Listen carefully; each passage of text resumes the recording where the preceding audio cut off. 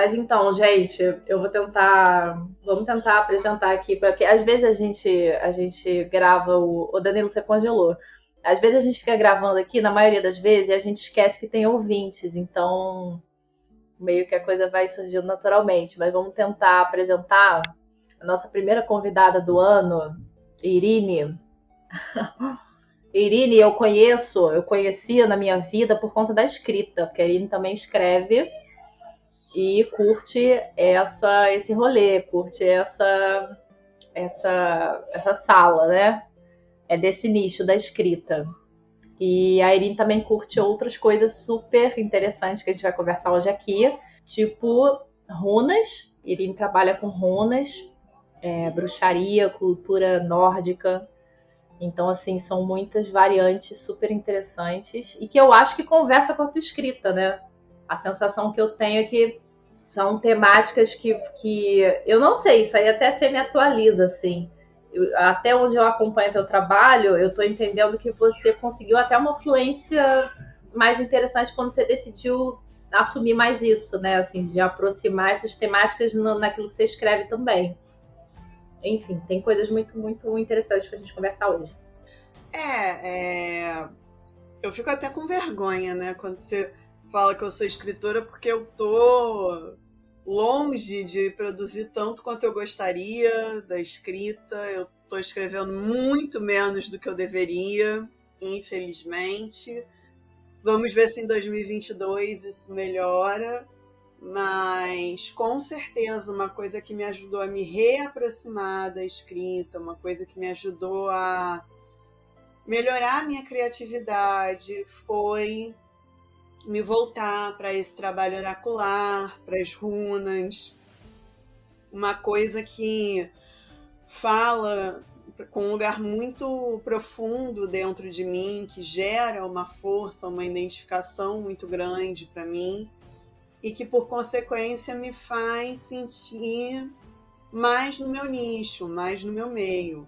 Eu sou escritora de fantasia, sempre vou ser escritora de fantasia, adoro, gosto de consumir e gosto de escrever nesse universo, mas eu acho muito interessante quando eu consigo correlacionar de alguma forma essa prática espiritual, essa prática religiosa com o que eu estou escrevendo, até para tentar desmistificar algumas coisas, tentar sair um pouquinho do senso comum que tantos desserviços faz a esse caminho. Mas Agora eu fiquei. Fala, Daniel. não, fala você primeiro, depois eu falo. Não, não, eu fiquei atiçada na fofoca aí. Eu senti que tem umas histórias aí por trás dos desserviços. Fala você, Danilo. Eu tô já dando uma de Leão Lobo. Como é que é? O outro que a gente falou? O ok, Sim. ok, ok, ok. Aquele cara das Nelson fofocas. Rubens. Nelson Nelson Rubens. Rubens. Já tô fazendo o Nelson Rubens aqui. O que eu ia falar é o seguinte: como é que é esse processo de usar, por exemplo, as runas nórdicas na escrita? Porque o que me veio à cabeça foi, por exemplo, tirar o futuro ou ver alguma previsão para algum personagem. Você já fez isso? Eu nunca fiz, mas eu conheço muita gente que faz. Inclusive, eu já vi relatos maravilhosos de pessoas estudando as runas e a pessoa falava: eu tô lendo um livro, tô assistindo uma série e tô tirando as runas para descobrir o que vai acontecer com os personagens, e aí isso vai aprimorando a minha percepção da realidade, das mensagens das runas. Super funciona, super interessante. Eu confesso que eu sou um pouquinho purista nesse sentido, eu acabo não fazendo isso. Mas essa conexão espiritual me faz ver algumas coisas, me faz questionar algumas coisas que eu acabo levando para as histórias. A parte das mitologias que a gente vê sendo tão utilizadas, tão exploradas. Hoje em dia está muito na moda, né, falar de cultura nórdica, de tradição nórdica. E aí, quando você vai mais a fundo, você vê umas coisas que você fala, cara, isso aqui é muito mais interessante do que o que está sendo transmitido de modo geral. E talvez se alguém que tivesse mais profundidade nesse estudo fizesse alguma coisa nesse sentido, pudesse explorar essas questões. Por exemplo, eu sou uma apaixonada pela Marvel, adoro o Tom Hiddleston. Aliás, quem não adora o Tom Hiddleston, que é maravilhoso. E ele fazendo o personagem Loki, ele é incrível. Ele é muito melhor em mostrar um Loki próximo da mitologia do que muita gente por aí que coloca como um deus maligno, como uma coisa quase diabólica, com aquela influência cristã muito forte em cima desse deus. Só que eu gostaria que ele fosse explorado mais a fundo, eu gostaria de quebrar estereótipos do que são os deuses, do que são os nórdicos, do que é a magia, porque eu tô falando pra cacete, vocês me cortem, tá? Não, Relaxa. fala à vontade. É podcast. Sabe quando você manda um áudio longo e fala, pô, mandei um podcast? As pessoas ouvem podcast. Tá ao vivo a pessoa falando por muito tempo, então tá tranquilo. É isso. Porque, por exemplo, você falou agora, runas nórdicas. Isso por si só seria um pleonasmo. A gente vive num mundo em que se normalizou usar o termo runas para tudo que é símbolo mágico. Então tem runa da bruxa, runa do dragão, runa celta. Gente, runa é como você chama o alfabeto dos povos do norte. Um alfabeto que vem desde o Paleolítico, que você encontra. Eu posso estar errando o período histórico, tá? Porque eu sempre confundo esses períodos bem antigos, mas você encontra escritas nas paredes utilizando as runas. Então, assim, você pode ter símbolos, você pode ter sigilos, você pode ter alfabetos, se você quiser, mágicos. Mas as runas são só nórdicas. E a gente tá em tudo que é lugar. Tá no Senhor dos Anéis, tá no jogo do Diablo. Tudo que é lugar você vê esse nome. Eu não sabia disso, interessante. Eu achava que runa era um tipo de símbolo e a runa nórdica era uma coisa específica. Eu não sabia que runa era A runa é o próprio alfabeto, né? o próprio alfabeto, eu não sabia.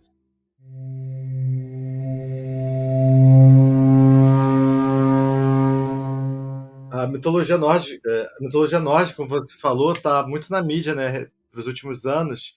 E eles aproveitam para contar várias histórias usando esse fundo. Você acha isso bom?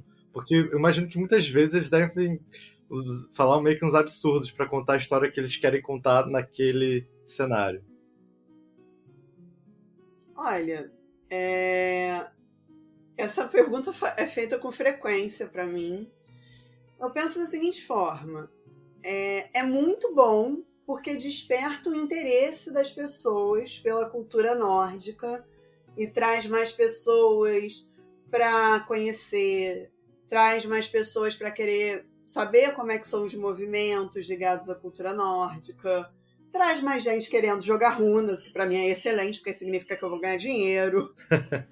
O grande problema é quando as pessoas param na ficção. E aí você vê aqueles absurdos, tipo, eu gosto do Thor da Marvel, mas o Thor é um bobão que só quer saber de beber e dar porrada em todo mundo. Você já leu alguma coisa de mim? Não, assistiu o filme da Marvel. Então você não conhece Thor. Você mas conhece mas aí é uma questão das pessoas, né? Assim, quer dizer, tem uma galera que infelizmente se limita a ficar ali no raso, né? Porque assim, você assistiu o filme da Marvel, você gostou do filme, gostou da temática, pega e se aprofunda, pega e vai ler, pega e vai estudar. Até porque se o filme da Marvel fosse dar conta realmente da profundidade da coisa, provavelmente ia ser um filme chato, né? Eu sou suspeita pra falar, né? Eu vou dizer que não, que esse é um filme legal pra caramba, porque eu gosto, mas pro público em geral, com certeza. Mas é isso, as pessoas não querem se aprofundar, as pessoas querem as coisas prontas. E como porta de entrada é muito interessante. O problema é quando a pessoa quer ficar ali, se limitando a aquele contato que é ridículo e ainda quer questionar, quer debater com base nesse grau de informação. Que você fala, olha, não dá. Realmente não. E tem sacadas geniais nesse tipo de produção. O Deuses Americanos, do Neil Gaiman, por exemplo, pô, maravilhoso. Eu gosto bastante. Principalmente se você lê o epílogo. Porque quando você chega no epílogo, você fala, faz sentido. O Neil Gaiman sabia do que ele estava falando. Sim. Ele tem um livro de cultura, de lendas nórdicas, mitologia nórdica, que ajudou muito também a popularizar, né? Quer dizer, esse gosto atual pela cultura nórdica, né? Sim, e eu ainda não peguei esse livro para ler, mas uma das coisas que todo mundo elogia é exatamente isso, é porque você tem os mitos, mas você tem na abordagem do Neil Gaiman como história interessante, bem contada, então isso acaba criando uma aderência muito maior. Isso é importante, porque quando a gente pega até os próprios livros de mitologia nórdica, a gente pega umas versões que a gente sabe que tiveram influências cristãs fortíssimas. Mas eu li o Snorri Sturluson. Tá bom, o cara é muito bom. Ele fez um favor a todos os estudiosos quando ele compilou os mitos, quando ele compilou as sagas, traduziu. Mas é fato que quando você vai olhar uma Freya, que é uma deusa fútil, que só liga para aparência, ou você vai olhar para Hel e vão te dizer que o castelo dela é um lugar de sofrimento, que ela come num prato chamado fome, com um garfo chamado penúria, para um pouco e avalia de onde vem essa influência, coloca essas deusas nesse lugar, né? Se você conhece o mínimo de história, você vê que tem alguma coisa que não está encaixando aí direito. Deus fraco.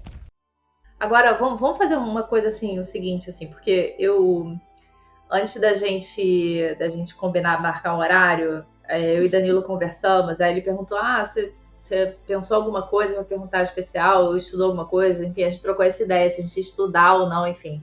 Eu até dei uma olhada, mas normalmente eu já dou uma olhada nessas coisas que me interessam. Mas eu pensei assim, acho que seria interessante conversar com a Irine partindo de um lugar bem leigo, porque eu acho que a maior parte das pessoas é muito, muito, muito leiga. E você tá falando, né? A gente é muito leigo nessa história toda. Aí eu vou te pedir o seguinte, vamos fazer 2 definições básicas, assim, só pra gente ficar pra jogabilidade aqui do podcast ficar mais interessante para quem tá escutando. Define pra gente o que são runas. E assim, fala um pouquinho sobre como que você começou a estudar e entrar nesse universo para a galera começar a se situar um pouco melhor. Bom, eu vou dar a minha definição clássica das runas, tá? As runas são um antigo alfabeto mágico nórdico. Elas são usadas para fazer magia e também como oráculo. Enquanto oráculo, ela nos permite compreender melhor o passado, lidar com o presente, com o que está acontecendo na nossa vida agora e desvendar os caminhos disponíveis para o futuro. Ou seja, não é um oráculo determinista, não é um oráculo que vai te dizer o que vai acontecer com você é isso, até porque eu acho que nenhum oráculo bem lido funciona assim, mas ela te dá como se fosse um mapa para você entender melhor o que você percorreu até aqui, por que as coisas estão acontecendo nesse momento e quais os caminhos para você chegar onde realmente deseja para conquistar o futuro que você almeja.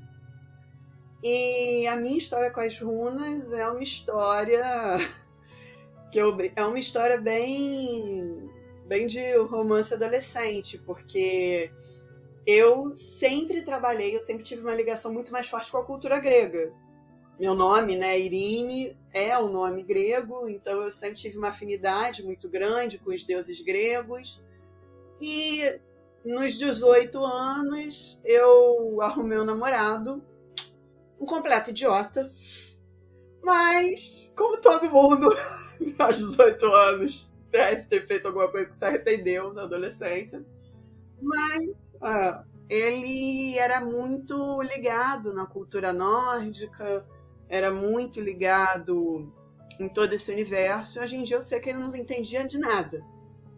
Mas me estimulou a pesquisar esse universo, a começar a entrar nesse universo.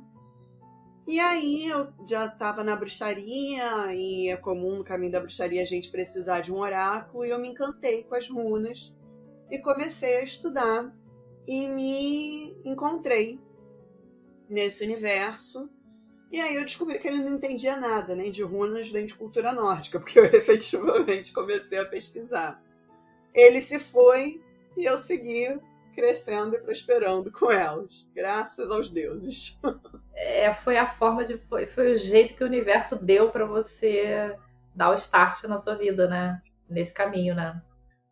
A gente vai.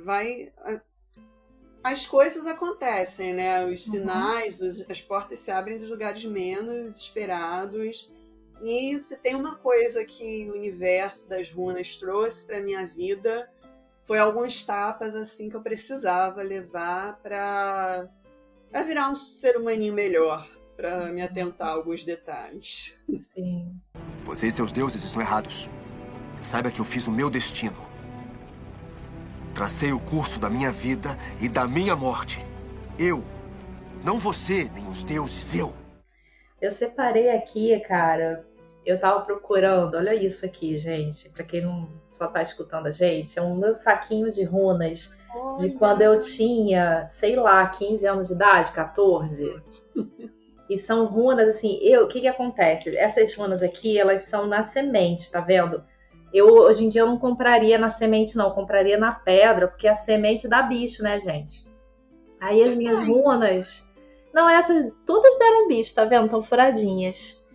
E só que assim, eu pensei, poxa, tá dando muito bicho isso aqui, eu vou me desfazer, mas é runas, né? Então assim, eu vou fazer um ritual, vou jogar dentro da terra novamente. Pô, joga né? no mar. Não vou jogar no lixo, né? Uma flechada de fogo, uma parada assim. Flechada de fogo. Fazer um funeral viking para as runas.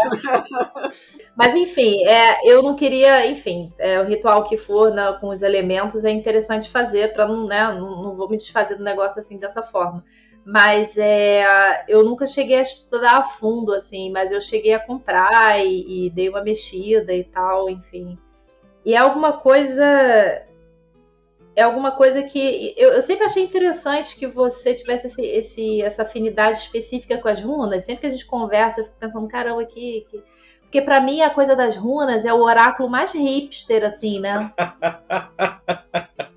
Em que sentido? Eu entendo perfeitamente. Entende? Porque assim, por exemplo, mesmo a pessoa que, pô, não tem muita afinidade com o mundo oculto, com o lado oculto do mundo. Uma hora ou outra ela vai falar de tarô, ela vai procurar um tarô, entende? Agora, runas é um negócio assim, sabe? É um underground, assim, e eu acho isso muito maneiro, porque é muito diferente, sabe? A gente não conhece quase nada, assim, é muito... A gente conhece, né? O que a gente conhece de runas? Realmente, a maior parte das pessoas não conhece praticamente nada, infelizmente, porque isso faz com que a procura seja bem menor.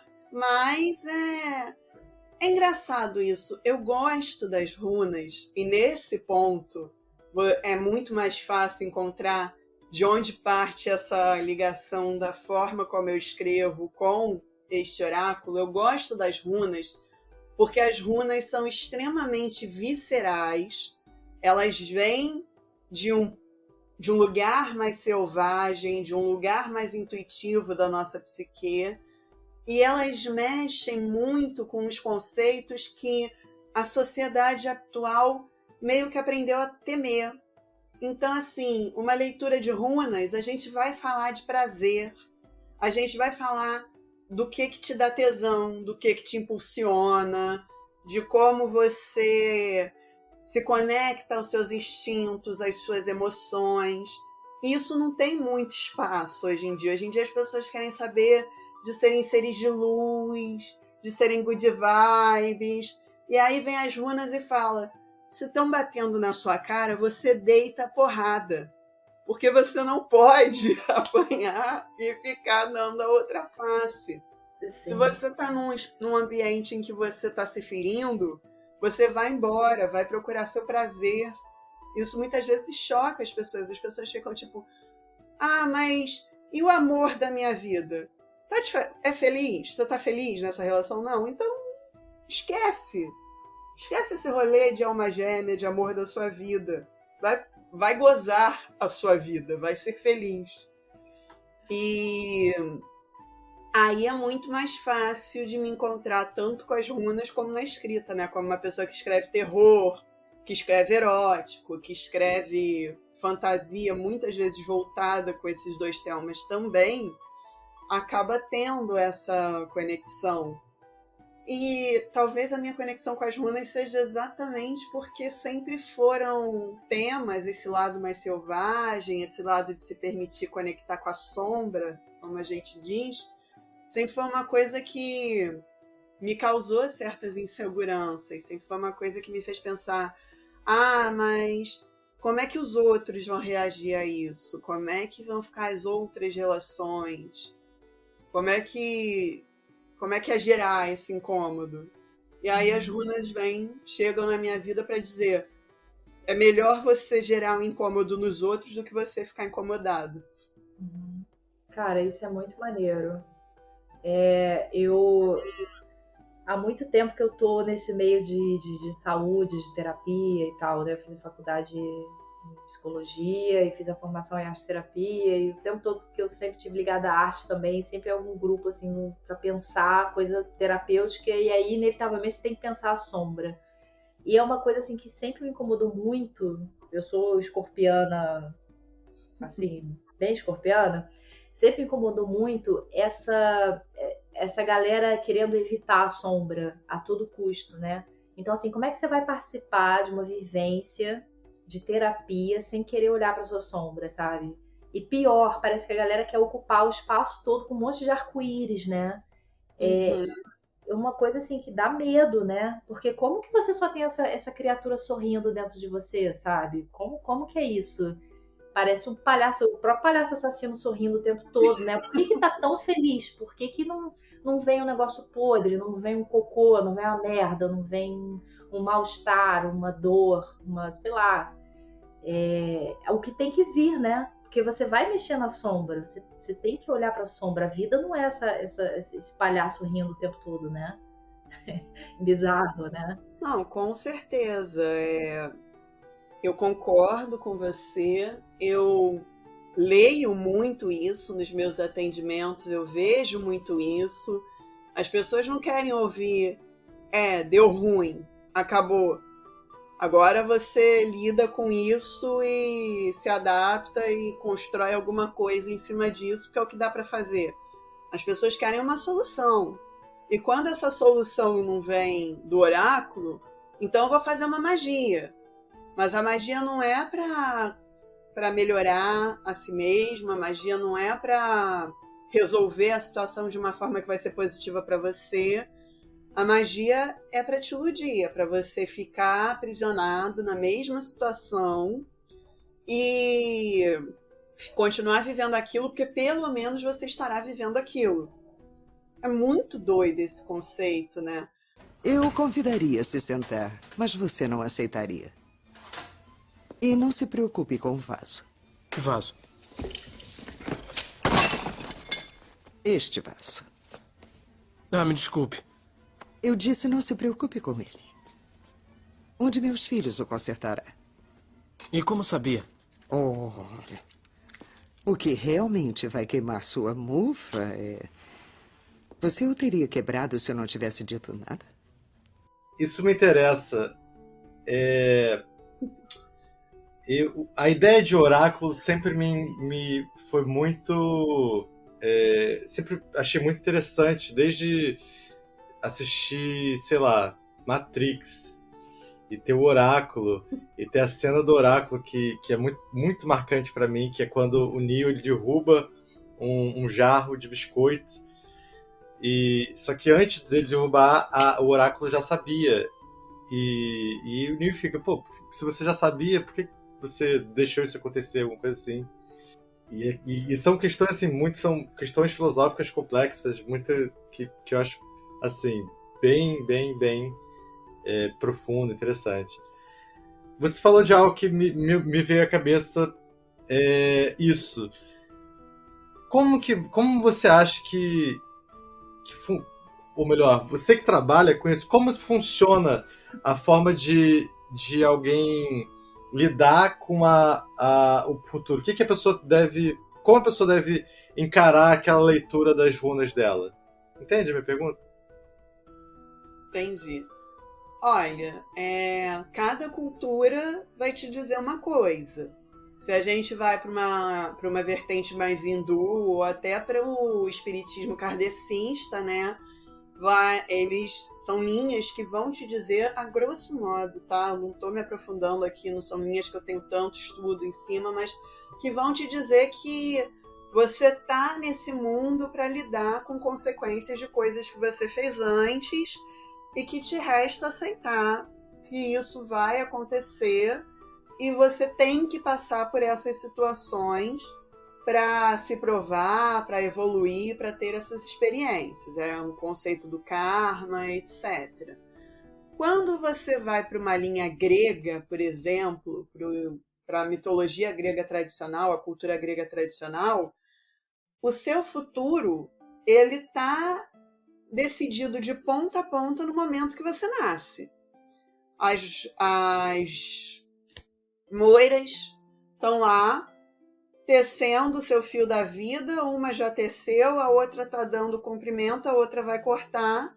Então é aquilo que a gente sempre vê nas tragédias gregas. A pessoa vai em Delfos, Delfos chega para ela e diz, olha, vai acontecer isso, e a pessoa não consegue mudar o destino. Vide a história de Édipo, que acontece independente do que você faça para mudar. Os nórdicos já têm uma visão bem diferente com relação ao destino, bem menos fatalista, bem menos imutável, e não trabalham com o conceito de evolução linear e punições, expiações. Então, o que acontece? Você tem a sua vida, a gente tem a Virde, que a gente chama, que seria a tapeçaria do universo, que as Nornas administram, que as Nornas cuidam.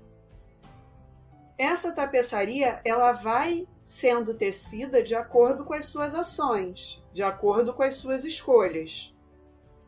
Então, você tem de cara duas opções. Ou você assume o seu destino e vai e faz a sua parte para criar o destino que você deseja, ou você larga de mão e deixa, e aí você aceita. O que for tecido, você assumiu o risco, porque você não quis se tornar responsável. Mas uma vez que você se torne responsável, é lógico que tudo que você faz tem consequências. E esse é o pulo do gato para você entender as Nornas e para você entender uma leitura oracular. Quando a gente fala, por exemplo, de uma Norna ligada ao passado, ela não está te falando literalmente que ela rege o que já aconteceu. Ela está te falando que ela te mostra como o que você vive aqui e agora é o resultado das suas ações anteriores. Então, ela está te mostrando, te ensinando que o que você faz tem consequências. Ao invés de a gente pensar numa Norna do presente, que simplesmente está ali regendo o que seria o presente, que eu acho um conceito extremamente abstrato, porque ou é uma coisa muito ampla, ou é uma coisa muito curta. Na verdade, o que essa Norna está te dizendo é: o passado já foi. Você já viveu aquilo. O futuro ainda está no plano das ideias. O que você tem de concreto é hoje. faz hoje o que faz sentido para você, o que você quer fazer para chegar aos seus objetivos. Porque você não tem controle sobre os outros lados. E a Norna do futuro, que as pessoas adoram colocar como assustadora, como intimidadora, porque ela vem com o rosto velado por um véu, porque ela vem carregando uma espada, na verdade o que ela está te dizendo é: você que está construindo o seu futuro. Você que está decidindo o que vai acontecer aqui. E é isso que que as pessoas deveriam buscar numa leitura oracular. Não sei se eu estou viajando muito, se essa explicação está ficando Não, faz sentido. confusa, mas é que numa leitura oracular, as pessoas gostam muito de sentar à mesa e falar assim: fulano é o amor da minha vida? Eu vou conseguir esse emprego? Eu vou me mudar de cidade? E aí o oráculo chega para elas e fala: tem potencial. Você pode conseguir esse relacionamento, esse emprego, essa mudança. É o que você quer? Você vai precisar enfrentar tais desafios, você vai precisar ir por tal caminho. Ah, mas eu não quero. Então, e aí é o que eu falo para as pessoas sempre: não sente numa mesa de leitura perguntando se vai conseguir alguma coisa, se aquilo vai acontecer. Pergunte como tem que agir, como tem que fazer para conquistar esse objetivo, para chegar a esse resultado. Aí dá certo. Interessante. Falei pra cacete. Não me empolgo, desculpa. Relaxa. Você falou assim coisas que são fundamentais para serem pensadas, né? Eu fico pensando que no geral, assim, não só para os oráculos, né? Mas para tudo na vida, a maioria das vezes as pessoas procuram se manter numa posição muito cômoda. E aí, qualquer área de conhecimento é almejada como se fosse assim: dá na minha mão, sabe? Me dá de bandeja alguma coisa. As pessoas não conseguem enxergar que é preciso um movimento delas mesmas para poderem caminhar na vida, assim. É preciso assumir responsabilidades, é preciso prestar atenção nas suas escolhas, é preciso entender que tudo também é sua escolha e você precisa se responsabilizar por isso, né? E daí, assim, quando você vai se você, né, você tem esse encontro, né, que é o oráculo. Cara, você não deixou de existir, você é uma potência no mundo, você é um movimento no mundo, você é uma chama no mundo. Então, assim, escuta o que vier, assim. Na verdade, tem um trabalho que a gente precisa fazer, que é saber escutar, é ter abertura para escutar, né? Eu acho que isso é uma das coisas mais básicas, assim, né? Você precisa ter abertura para escutar, para poder fazer uma leitura daquilo que chega até você, né? E de certa forma, assim, quando você consegue começar essa abertura, aos poucos você vai caminhando para entender que o tempo todo o mundo tá te dando sinais, né? O mundo, ele vai dando sinais pra gente, né? E a gente precisa se colocar de uma forma ativa, porque senão a coisa não caminha. Com certeza. Existe muito essa brincadeira, né? O desafio de uma pessoa que busca uma conexão espiritual maior é estar aberta para reconhecer os sinais das comunicações do universo, dos deuses, dos guias, mas também ter o senso crítico de saber que não é tudo um sinal. Porque senão você entra numa outra linha muito complicada, que é aquele rolê da pessoa, tipo: ah, eu estava na praia e passou uma borboleta. Isso é um sinal que a deusa tal está...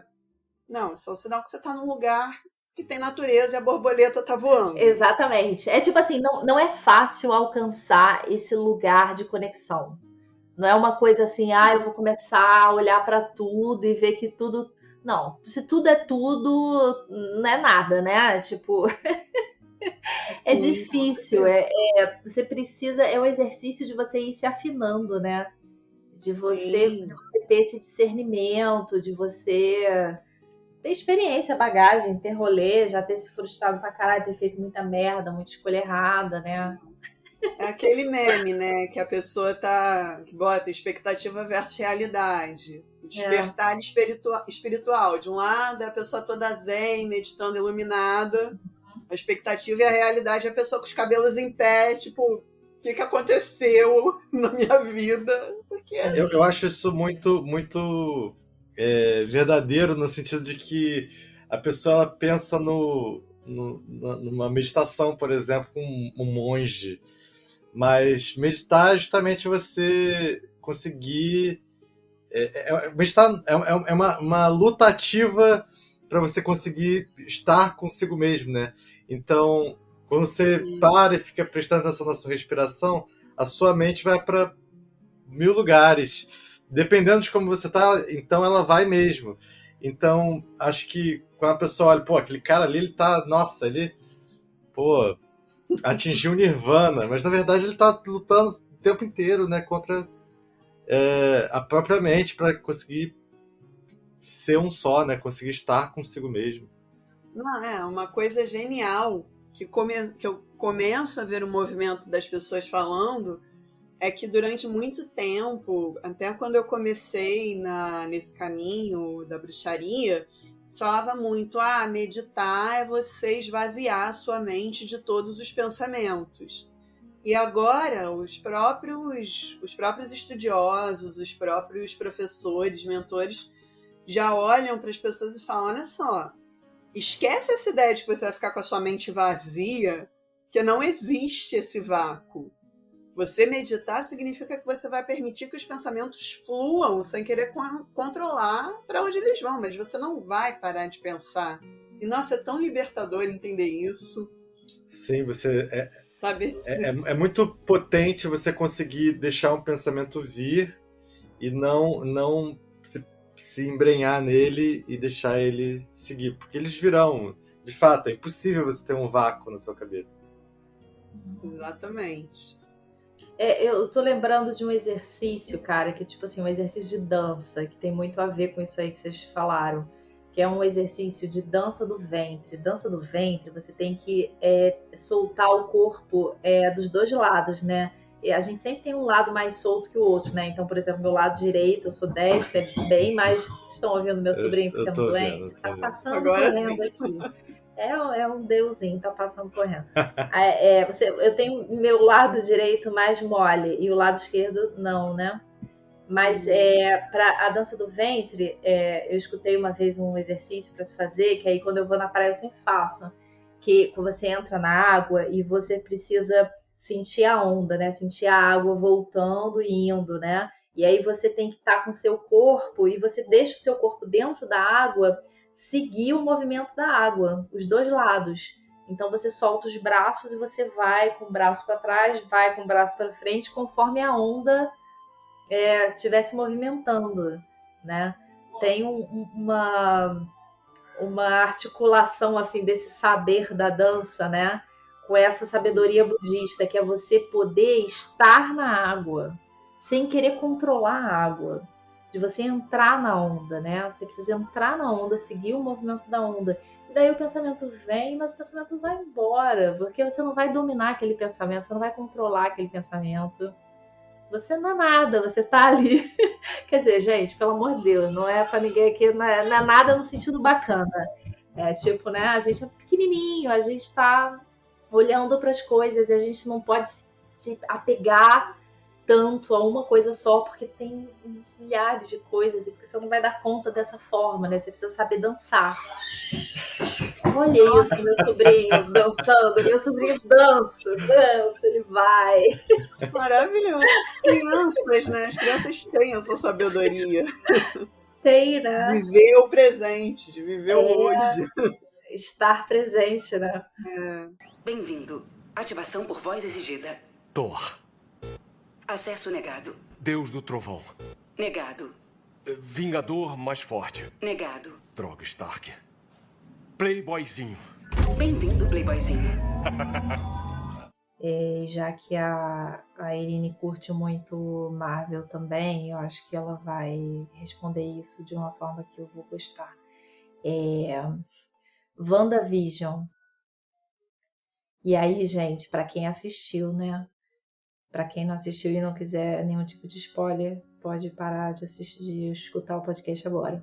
Tem uma cena que é muito bacana, que aparecem runas, que é uma cena entre as duas bruxas, né? Você tem ali aquela bruxa vermelha e aquela outra bruxa lilás, que são duas atrizes incríveis que fazem aquelas bruxas incríveis. E aí tem um lance de...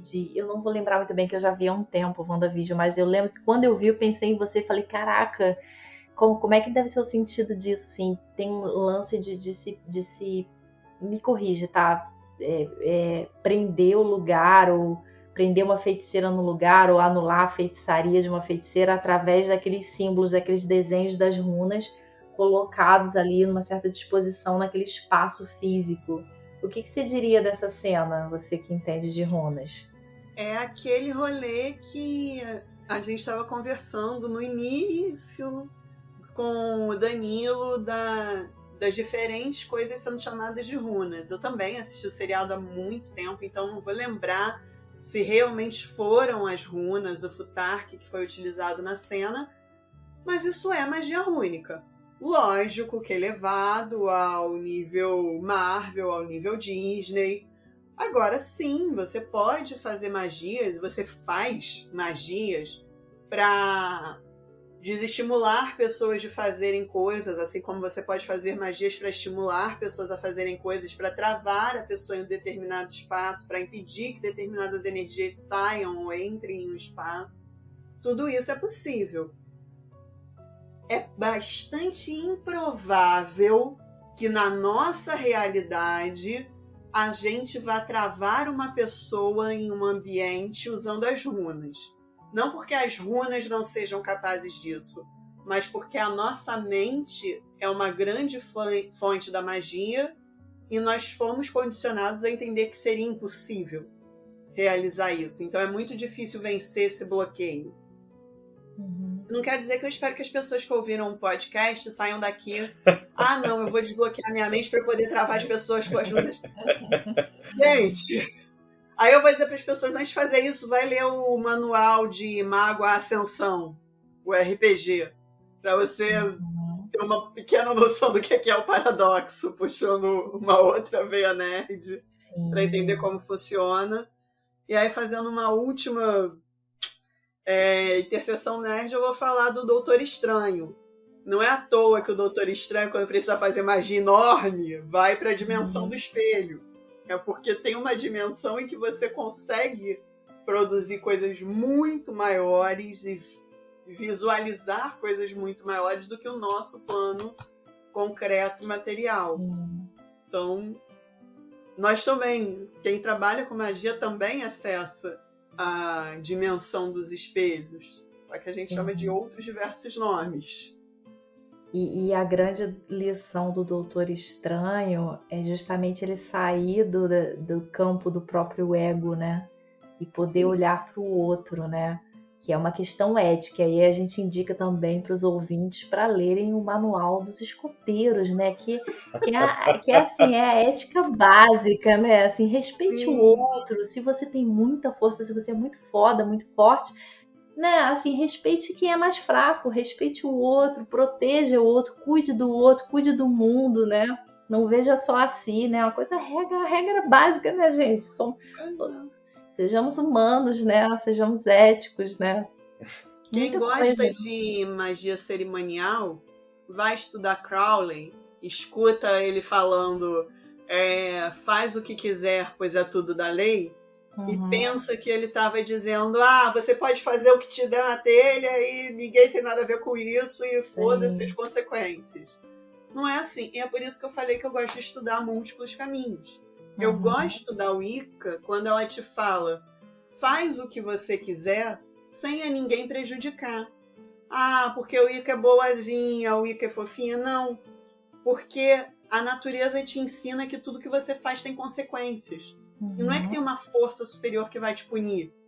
É que o que você faz tem resultados. Então, tenha o mínimo de consideração pelo outro para que a chance dos resultados ruins virem seja menor. Sim, é uma força, né? É ação e reação. Você vai receber ali o... Isso. Então, tipo, eu não vou ser a bruxa que vai falar para as pessoas, não, amarração é uma coisa horrível, eu não faço amarração. Eu não faço, tá? Eu sei fazer, mas eu não aceito contrato para amarrar ninguém. E sei desfazer. Prefiro muito mais desfazer para os outros, desfazer recebendo dinheiro do que fazer. Mas eu não vou te dizer que a amarração é uma coisa horrível. A amarração é uma coisa excelente. Mas já chegaram para mim dizendo, então, eu cheguei num profissional e resolvi fazer mais de 10 amarrações de uma vez para mais de 10 pessoas diferentes. Você não precisa ser um magista habilidoso para entender que isso vai dar merda. Uhum. Você não só está interferindo com a vontade das pessoas, como você está fazendo ao mesmo tempo, pelo menos, se der certo, são 10 pessoas interessadas em ficar com você ao mesmo tempo. Sim. 10 pessoas monogâmicas. É óbvio que vai ter sofrimento. Isso é lógico, isso não é mágico, isso não é punição. Uhum. Isso é lógica básica. Sim. Às vezes a pessoa que que procura isso, ela não quer ficar com ninguém, ela só quer ser quista. Desejado. E vai se ferir também, porque desejo em excesso também é ruim. Ainda mais porque a tendência é virar obsessão com uma magia dessas. Então, vai se machucar, vai machucar os outros. Da mesma forma, mas eu só fiz amarração para aquela pessoa específica. Por quanto tempo? Porque das duas, uma, ou você fez essa amarração bem feita e você vai usar esse tempo para aprimorar a relação de vocês e dar a chance de prosseguir, você está abrindo uma porta, ou o que você vai fazer? Você vai gastar de 3 em 3 meses, 6 em 6 meses, R$1.000, 2.000, 3.000, 5.000 para manter aquela pessoa amarrada? Porque isso vai trazer dor e sofrimento para a pessoa e para você. Cara, tem um termo que é um dos termos que eu acho que cabe em tudo, assim, que é o que eu gosto muito de trazer para pensar sempre, que, se eu não me engano, foi cunhado e com certeza foi muito trabalhado por um cara fundador do Instituto Internacional de Projeciologia, Valdo Vieira, que foi ali em algum momento da vida parceiro do Chico Xavier e pensou muito a respeito assim, de espiritualidade, mas acabou indo para um campo diferente da conscienciologia, né? Não foi para o espiritismo. E enfim, realizou grandes coisas aqui na vida nesse planetinha. E esse termo é cosmoética. O que cosmoética fala pra gente?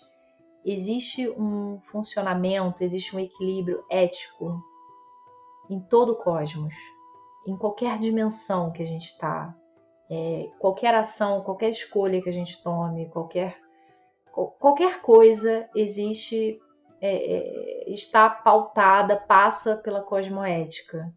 Então, assim, tudo que você escolhe fazer tem um preço. É algo que é bem trabalhado também por aquele personagem que eu sempre esqueço como é que se fala o nome dele, que é aquele duende Rumpelstiltskin. É isso? Parecido com isso? Ok. All magic comes with a price. Toda magia tem um preço. Toda magia tem um preço. Tudo tem um preço. Então, assim, e isso é cosmoética. É tipo, tudo que vem retorna, né? É aquela coisa de tudo que eu desejo para você vai voltar para mim 3 vezes. Então, né? Tem uma força que volta para mim na minha escolha, né? Sim.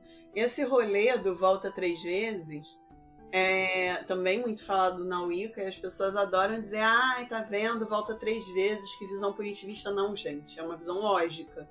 Tudo que você faz vai gerar a sua reação sobre o que você fez, a reação do objeto, do alvo, para qual você fez contra você, ou a favor de você, dependendo do que você fez, e a reação do universo ao seu redor, diante desse movimento. Então não volta 3 vezes para você porque tem alguma força cósmica malvadinha para te punir. Volta 3 vezes para você porque são 3 forças que estão envolvidas ali que vão responder a essa ação. Isso pode ser muito bom ou muito ruim. Então, e o universo tende a sempre buscar o equilíbrio. Isso é uma coisa que Loki, a série do Loki mostrou, a série da Wanda mostrou. Eu tô louca pra ver o próximo filme do Doutor Estranho, porque eu acho que vai ser Ai, gente, o maravilhoso. Doutor Estranho é muito maneiro, né? É um Benedict Cumberbatch, gente. Cara, ele é incrível. Ele é o melhor da Marvel, o Doutor Estranho, né? É muito foda, cara.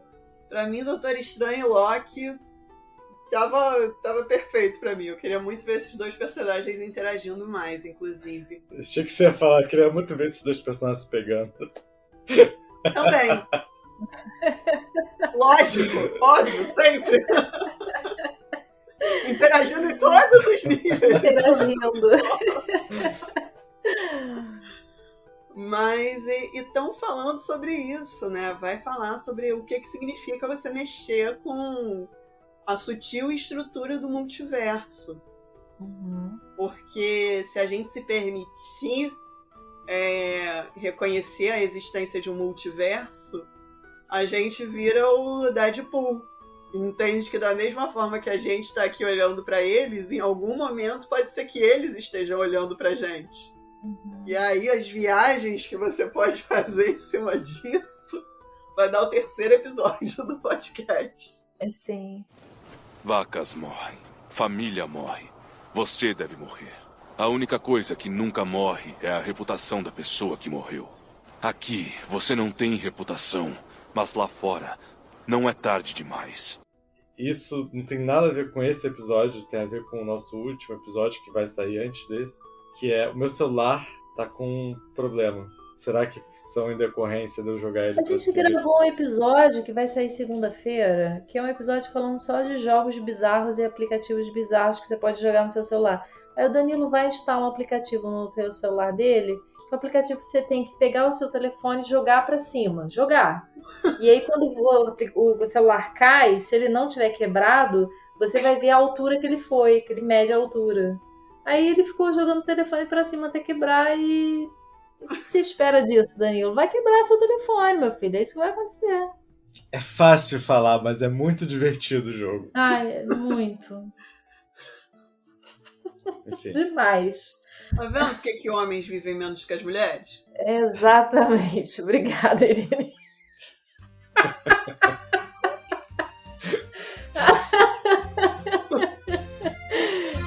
Pois é.